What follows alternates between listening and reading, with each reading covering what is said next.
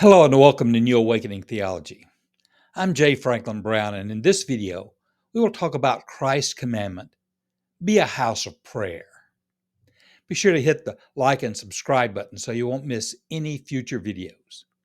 In Matthew, the 21st chapter, verse 13, we read, He said to them, It is written, My house shall be called a house of prayer, but you make it a den of robbers. Now, the temple area in Jerusalem was a vast open space covering approximately 33 acres. Within this area stood the temple itself and associated buildings. Surrounding the temple were stalls where money changers changed money for temple offerings. At the time, Roman currency had images on it, usually of the Roman emperor, and these images were considered idolatrous. The temple only accepted idol-free Tyrian currency. Roman coins were only 80% silver. The Tyrian shekels were 94% or more silver and did not have images considered idolatrous.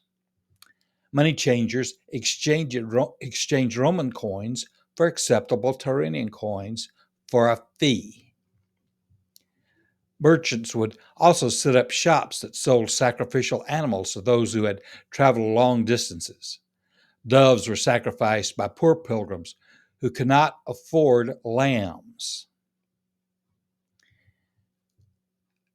The merchants and money changers usually performed their services outside the temple, but they would occasionally set up shop in the court of the Gentiles. They were there with the priestly authorities' permission and performed a useful and necessary function for pilgrims coming from a distance. But you see, the whole thing had gotten out of hand. Worship and prayer were being squeezed out by commercialism. Jesus' violent onslaught on both the buyers and sellers expressed his conviction that the temple was no longer fulfilling the purpose for which it was built.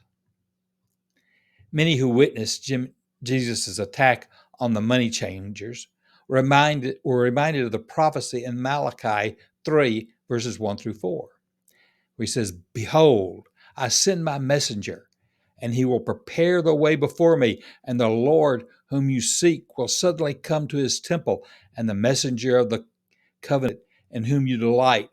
Behold, he is coming, says the Lord of hosts. But who can endure the day of his coming? And who can stand when he appears? For he is like a refiner's fire, like a fuller's soap.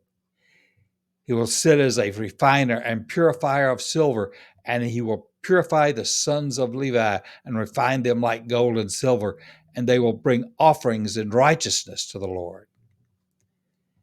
Then the offerings of Judah and Jerusalem will be pleasing to the Lord, as in the days of old and as in former years. You see, Jesus was purifying the people's worship.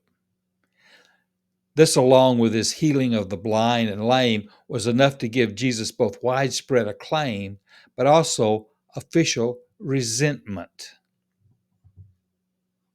As Christians today, we need to remember what our church is for. For many, it has become a place for social activity, fundraising, ministry, outreach, and other community activities. There's nothing wrong with these things. They are essential parts of the life and mission of the church. But we must never forget that the primary purpose of the church is to be a place of prayer and worship.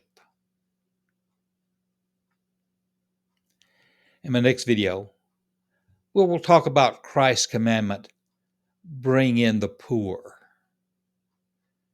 Thanks, and have a great day.